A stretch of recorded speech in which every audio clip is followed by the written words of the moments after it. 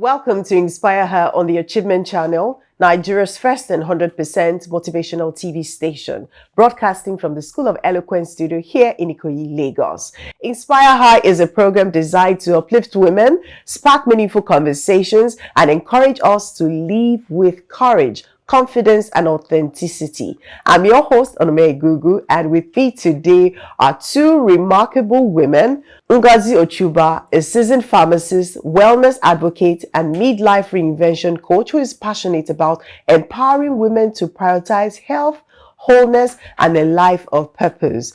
And Abiodun Omowunmi Adewale, fondly known as Aunty ARY, a family nutritionist and etiquette coach passionate about good manners, elegance, and image building. She's the founder of ARY's Lush Resource Hub, an etiquette and life skills training outfit that has impacted more than 10,000 people, both children and adults, helping them live refined, responsible, and fulfilling lives. Today, we'll be diving into a thought-provoking conversation, dress as you want to be addressed.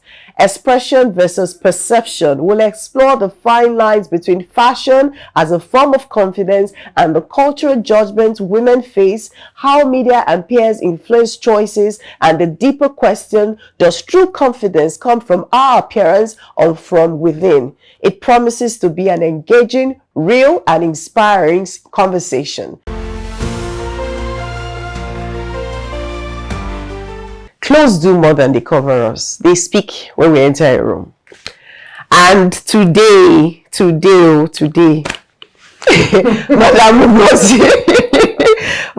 Ngozi just finished work. Like, she came into the studio and everybody was there. Like, she came prepared for this topic, and I said, we're not going to talk, we'll just be looking at her, we'll just be staring at her. She prepared for this topic, and it says dress as you are, or dress as you want to be addressed. Okay, and we also have the beautiful Abiodun here, who is conservatively stylish. How are you, madam? I'm very well, thank you. And how are you? I'm good. All right, so let's go back to Madam Ngozi. Why did you dress like this? Explain yourself. Okay. You know, you dress, like you said, you dress the way you want to be addressed, right? Mm-hmm. And I personally like to look good. Mm. We all love to look good. We all love to look good, right? Yes. And I want to paint a true picture of how I want people to see me. Mm. So whatever I wear, for myself, I want to appear decent. No matter how bold it is. I want to be properly covered up. And I like to be admired, so I want to look good. Yeah, I like that part. I want people to tell me you look good. You want people to turn their heads when you walk past, right? You know, like the models you see on the runway. Yes. Why can't we also have heads turned? We're looking good and still decent. And still look business-like. Yes. You know, without losing our integrity, or without harming anybody. So I guess that's why I dress the way I do. You dress, exactly. How about you? Okay, so as always, I'm a simple person. I like simplicity and being classic. You know, and for the fact that I see myself as a role model to young adults, children and young adults. I want when they see me, they should see me as someone they can relate with. So and that's why when I was coming here, I was asking myself, oh, should I wear a wig or should carry my natural simple way I like to go? And I said to myself, okay, let me comb in my hair. Because you know, there's a part of what I teach that talks about fashion fallacy. People have created this mindset that if you don't do certain things, you can't look classy, you can't look elegant, and I want to create that impression and change it. Change the narrative. Yes. Fashion fallacy is believing that you must wear long nails for you to look elegant, that you must wear a wig for you to... I wear wigs, so don't get me wrong. So it's beautiful, but you can still be natural, you know, and still be elegant. And of course, I love to cover up. So we'll get to that point, I believe. So yes. That's why I'm dressed the way I'm dressed today. Okay. All right. So well said. Yes, well said. All right. So let's take it a step further.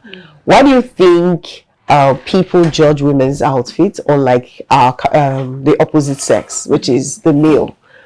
Why do you think that happens? I wouldn't say they don't judge males, because I see people who sag and I've heard people make comments, right? But I think it's more on the female side. So why do you think that happens a lot? Okay, so women are beautifully and wonderfully made. Okay. Fine, everyone is both male and female, right? But you know, women have features that are attractive. Let's start with our skin. Our skin is supple, beautiful. Let's start with our cleavages, you know, then go to the back, if you understand what I mean. Do you understand? So we have a lot of fine natural features, which if we expose, and this also has to do with culture, because if you go to a culture where they go naked, they don't say anything bad in it. Yeah, they go naked, you know. So our own kind of culture here in Nigeria, you know, we believe that as a woman you should be conservative. You should cover up those areas which, of course, should be covered, I believe, too. So once you don't do that, it is believed that, oh, you are going out of the line. So I think it's a thing of culture, belief, and your own personal stand. Okay, what do you think?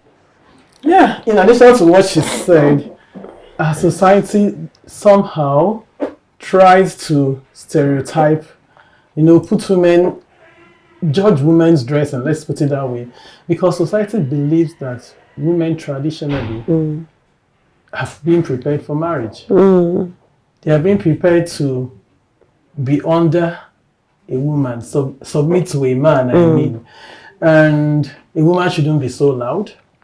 And like she said, you should be properly covered up, because you are being packaged, kept to be unveiled for a particular person. So To be unboxed. You are being packaged to be unboxed. So why let the whole world see? It will reduce the price.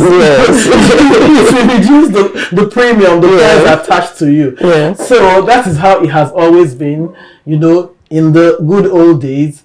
And gradually things are changing, but still women are being judged unfairly.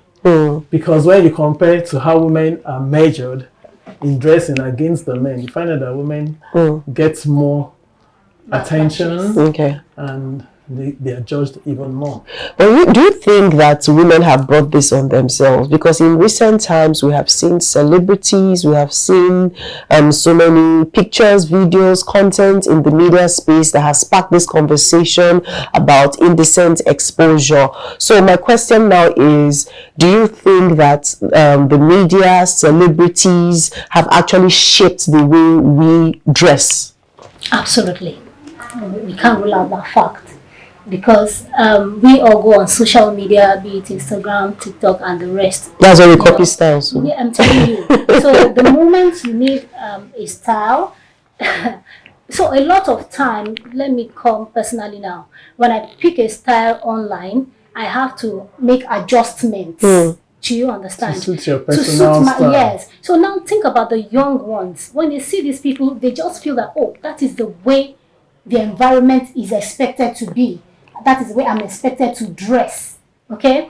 There's a way you dress, you still look beautiful, you look sassy, you know, but without going excessive. But when you are excessive about it, unfortunately, some part of the society are not able to make selective decision about their appearance. While a certain part will, someone like me, of course, will pick the part that I want for me and then leave the remaining for you. But indeed, women in recent times are doing too much. Today, as I was coming here, I saw someone, and I was already saying to myself that the next post I'm going to make, I'm going to be asking the question, what is this new thing about the nipple being exposed? Like some women are even no longer wearing bra. It's a new trend. It's a new trend. It's a new trend now. A lot of people don't wear brown under their clothes. No, that used to be before. So, I mean now. Yes, now. exactly. It has become the norm. The norm now. You know, when these clothes are transparent. Yes. That's true. Yeah. Exactly. So definitely social media influencers, they are influencing us. What are your thoughts? You know, the topic says we should dress the way we want to be addressed. And whether we like it or not, the media, the celebrities, and social media, they influence styles all over the world. But here, I think it's phenomenal because Nigerians love style. We love fashion. It's always been part of our culture, you know. We like to look good. So, and again, the fashion industry is such that when they want to promote something, they look for celebrities. Once a celebrity wears its style and the media picks it up and begins to promote it, then peers begin to adopt it. Yeah. When peers adopt this style, either they adopt it exactly the way it is, or they could Make just make adjustments and adopt it. Anybody belonging to that circle, you know, that group of friends, will feel left out if they don't also join the trend. So most of the time, celebrities start some trends, promote it, and before you know it, it becomes like a fashion statement. It becomes a trend. Everybody wants to jump into that trend. And of course, media is promoting it because somebody is fueling it from behind. The industries, the owners of this fashion, they are fueling it because the more it's being promoted, the more people adopt this, the more people buy it, the more money they make. So it's a big industry. So for the celebrity one, there's money in it for them. And for the young minds there that copy these things, they see these celebrities as role models. They are being showcased as high achievers. They've made so much they've made so much money. They have so many followers on Instagram, and you know, followership on social media is kind of a sign of achievement. Yes. And nowadays they also translate to money. So they believe if these people dress this way and everybody is like crazy about them, then it means it's something worth emulating, because I also want people to like me. I want also to be out there and be famous. I don't want to look like I'm coming out from I'm coming out from a hole. I want to be trendy as well. So they quickly adopt these things, and sometimes they just copy these things the way they are. They don't make the adjustment to suit their own personal style, and that way affects. Yeah. So basically, the media, the celebrities actually, should I say, shape the industry. They do. The industry, because I'm just looking at both of you here. Both of you are well covered, and you guys look beautiful. So my point is, how come individuals like you are not telling the story? Taking it from the conversation we just had, if these celebrities, the media, are changing the narrative, how can we, everyday Nigerians who are not celebrities, tell the story from a different perspective? You look beautiful. You look beautiful. And both of you are covered. So how do you intend to tell the story? For me, you know, thank you for a platform like this. My appearance here, like I said from the onset, is one of the ways that I am using to change the narrative. Like I said, that my hair appearance, my bodily wear, and all of that. And at Lush Resource Hub, we run a course called Dress for Purpose. Dress for Purpose. So we use that as a platform to train the young ones, and even grown-ups also come for that course. So to let them understand the fact that when you're dressing, the first focus should be you. In as much as you're dressing to go out and be admired, you're dressing to go out to look beautiful and comfortable in your skin. First, you must be comfortable with the way you appear from inside your house.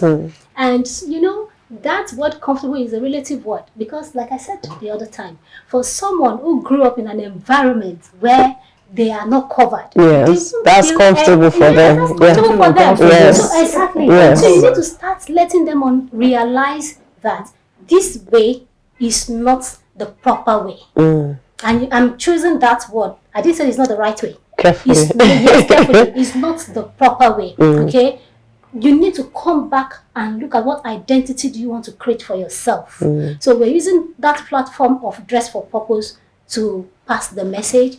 And we also have a social media platform where we speak about things of this nature from time to time. So I believe that one way or the other, we are meeting people one person at a time. Yes. want to add something to that? For me, changing the narrative starts with you. Like she said, you dress for purpose. You know that when your dressing communicates who you really are to an extent, people get a clue. It might not say everything about you, but it gives people a clue of who you are. Dressing is a way of communication.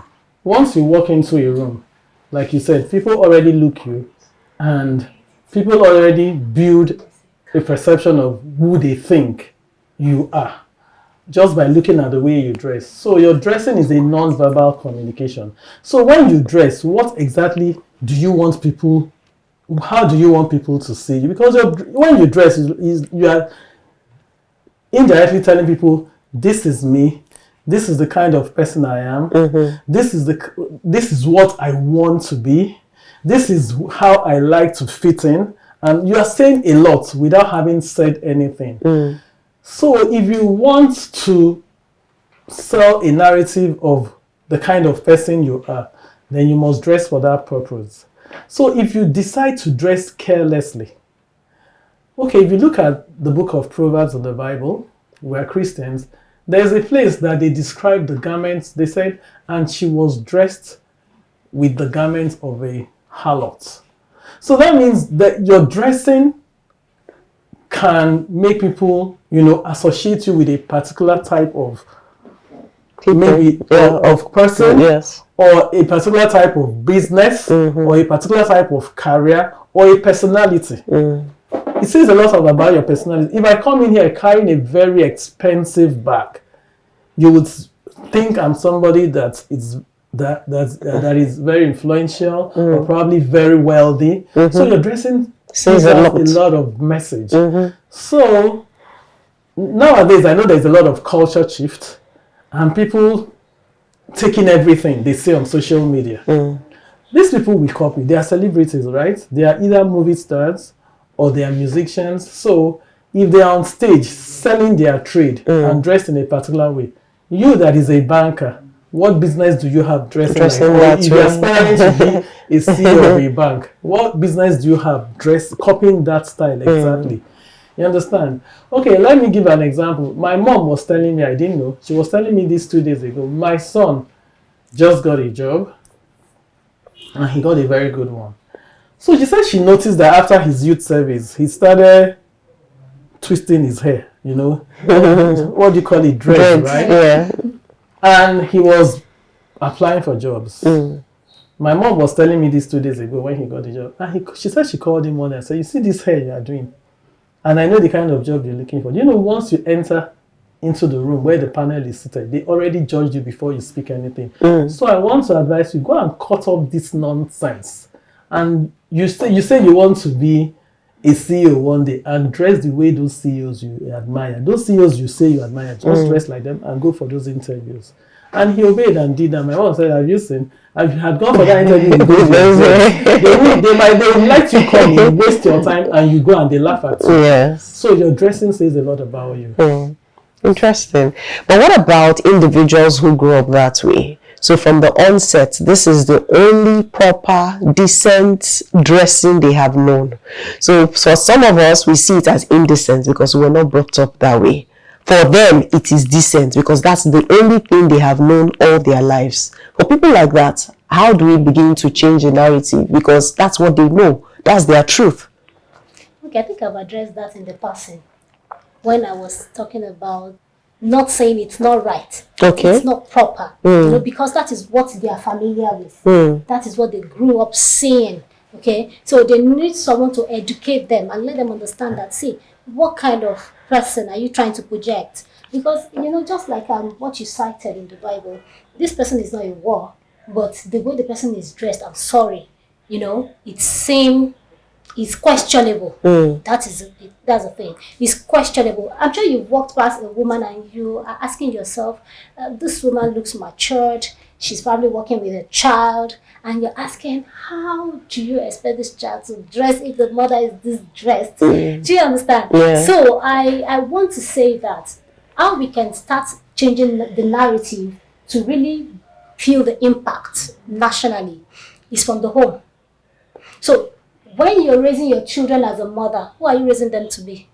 Because we can't rule out the fact that if the home is saying this is whom we are, you can do a little, except that child grows up to say, oh, I'm seeing this person dressed this way. I'm seeing this person dressed this way. Personality will come to play. Okay? And one of my girls will say, I don't like showing my armpits. So the dresses she was used to were dresses of, sleeveless and all that, but she will rarely wear them. Okay? So it is while they are growing up, they are trying to form their own identity. So they say, no, I don't like this. I don't know why. I find mommy buys them for me, but I don't know why I don't feel comfortable every time I wear this kind of clothes. Then they have the opportunity of conversing with someone and they say, oh no, you can actually change it if you don't like it. If this is the kind of identity you want to have, you're free to do so. The only thing is that you start changing your wardrobe. So when you're buying your clothes, you make sure that the ones you buy are the type that covers the cleavage. Do you know about camisoles? Do you know you can get camisoles and when you wear them, it will still look beautiful on you. Just get colors that matches. You understand? Yeah. So that is where I feel we can start from.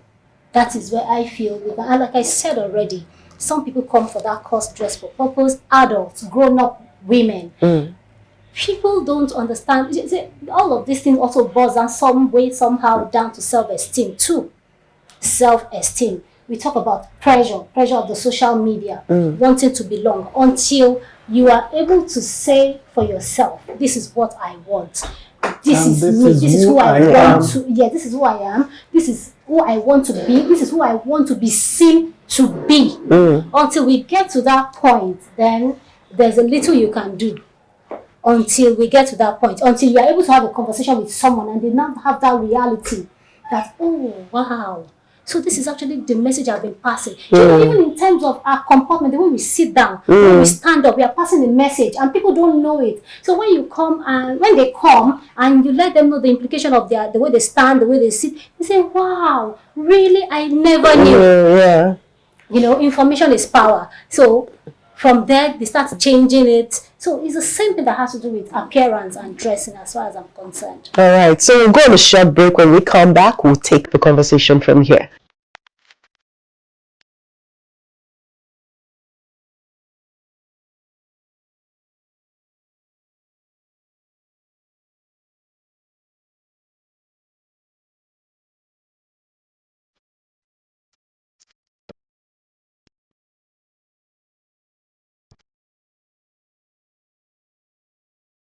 Eloquence focuses attention on the message and the audience.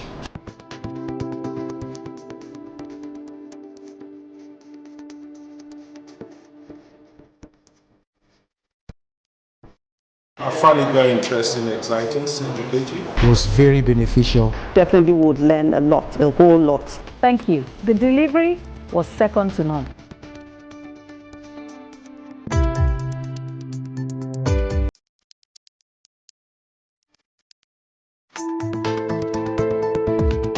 Speak with power. Speak with power. Speak with power. All right, so welcome back. We're still talking about dressing as you want to be addressed. And right now, I'm asking, can women actually dress boldly without being labeled wayward? So boldly can be in different ways. So boldly can be in colors, flashy wear, luxury wears, and boldly can also be exposing, revealing. So it depends on how you want to take it. So can women dress boldly without being labeled wayward? So let's start with you. So I'll still go back to the fact that this issue of being wayward is relative. Okay. Here in Africa and Nigeria specifically, we believe that you should be covered up as a woman.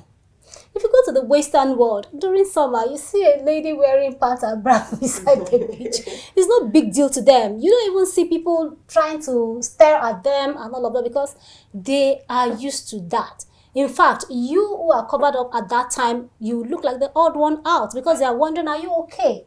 In this weather, in this atmosphere, how come you're distressed? So now let's bring it back home. When you're talking about dressing boldly, I'm glad that you have defined it. For someone who exposes private body areas. For a lady, a woman who exposes her private body area, she will be tagged wayward, whether you like it or not. In this environment, in this culture, exactly. yes, That's what I try to, separate both. So in this environment, in this part of the world, they will be tagged being wayward. In fact, not just them. In fact, their mother. They'll say she's not cultured, exactly. she's not properly brought up. You understand? And so many things. They will say a lot about her. So yes, in this part of the world, she will be tagged wayward. And when a woman is lavishly dressed, sometimes fellow women will get intimidated, not just the men. Even women.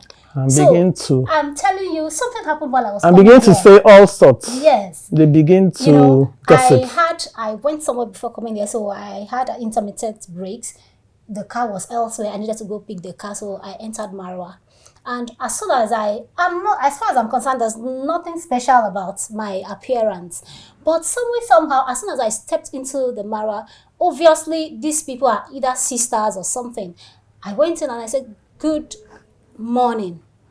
I didn't get a response, and the next body language I got from the other ladies, yes, I said, "Excuse me, I was just greeting you," and the next, but because I will politely address it because that's the way we can actually change the narrative. If we all keeping quiet, then how do things change? And she said, "Oh, I didn't even know," and then the whole place went silent. So even we women, when you're lavishly dressed, it could be in colors, it could be in how expensive what you're wearing is. You understand what I'm saying? Yes, because some people are used to black, wine, maybe brown colors. So the moment you want to use colors to speak boldly, somebody would look back and say, "What's going on?" What's going on? Who does she think she is? Some people get intimidated. Do you think you're better than us? Because they can't handle it. Yes. It's easier for them to just tag the person wayward. So immediately they tag the person wayward or proud. Sometimes you get that a lot from the male gender. I'm sorry. No offense. Especially in maybe the workplace. Corporate world. Some women come to work dressed to kill. That's the way they define it, and they can't stand it. They just feel like they feel intimidated. They believe that like their authority, the natural masculine authority we have in this environment is being challenged. And especially if the woman also is at par with you, both in qualification and in problem solving and in the profession. She's a smart woman. If she's smart and she's able to deliver. Some men can't handle it. And instead of them to accept the woman as equal in that environment, they start looking for a way to either undermine her integrity or belittle her, and they begin to sell all kind of narratives. Interesting. I have I know someone who wears a particular color for each month of the year. Yeah, so that's what she does. So if it's white for the month of October, she's going to wear white, all white. So that white will be a touch of different colors, but it's going to be white, main background white. So that's her style. That's how she chose to represent herself. And she's always coming out looking beautiful, elegant, and all. But how do we then teach our daughters, our sisters, our children how to dress decently? Because like we said, there's little we can do from the home. When they leave the house, they're also being influenced by the society. They're also being influenced by their peers, their friends. How then do we ensure that these children understand what it means to be decent, and that foundation that they had from the onset doesn't change? You want me to say? No, there's a lot we can actually do from the home. In fact, it starts from the home. I'll use myself as an example. I have 2 daughters and 2 sons, and I can boldly say that my children would not dress in any manner. They are very conscious of how they appear. In that, one of my daughters is not even here. She's outside the country now, but I can boldly say that wherever she is now, she's properly covered. Even there, with all the culture there where people go around naked, she wouldn't do that. I so much trust her. Yeah, I like that. It starts from the culture you build in those children as they grow up, your family culture. And explaining to them the kind of person You want to be. you're grooming them to be, and them also understanding and accepting that that is the kind of person they want to be. Once they understand who they are, understand where they are coming from, and who they want to be, then every other thing is kind of sorted out. So you can't tell me that you want to be, let's say, you can't tell me that you want to be like a professor and every day you're wearing bikini on the road. What you are telling us you want to be, it's not aligning with who we see. So to an extent, who we see should align with the person you say you are. The person you say you are or you want to be. Or you want to attract. And again, parents should also model what they preach. Because like you said, you saw a woman carrying a baby and she's indecently dressed. So how is she going to tell that baby to cover up? They understand what I'm saying. So the children learn from you first and foremost before the influence of the outside world. So it depends on which force is stronger. If the force from home is stronger and the foundation is well set, then it will be difficult for the influence from outside to break that foundation and redo it. I'm happy you said that if the force is stronger, because I've actually seen people who grew up in deeper life homes. I don't know if you know deeper life. If you've seen children who grew up in such homes, and when they left, as in, I mean, they left, as in left.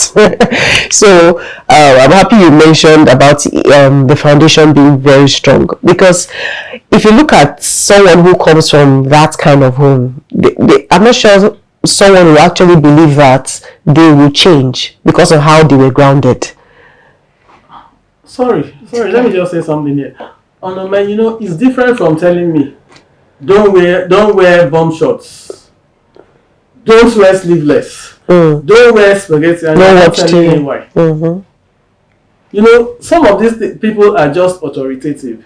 They just give you rules without giving you reasons behind it. If I understand who I am and I understand how I should express myself to sell myself to people the way they understand the kind of person I am, then I don't even need you tomorrow to tell me what to wear.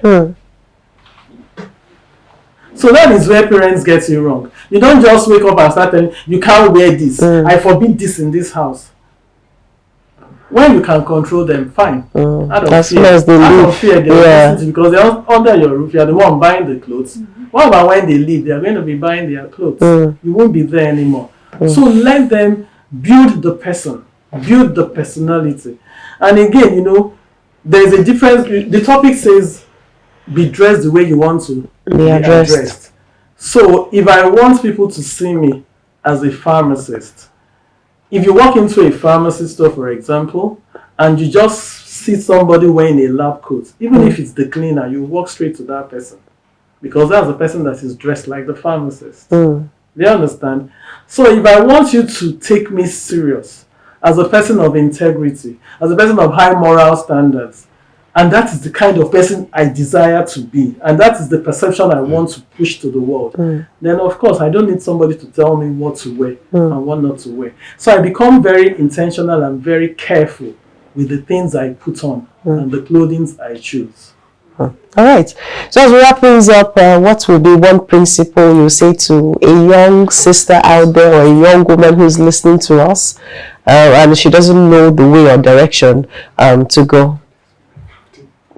Doesn't know the way or direction to go in terms of dressing. Yes. A question rather. About the home, right? You know, I wanted to say I beg to disagree that the home has less to do. No, it all starts from the home is a foundation.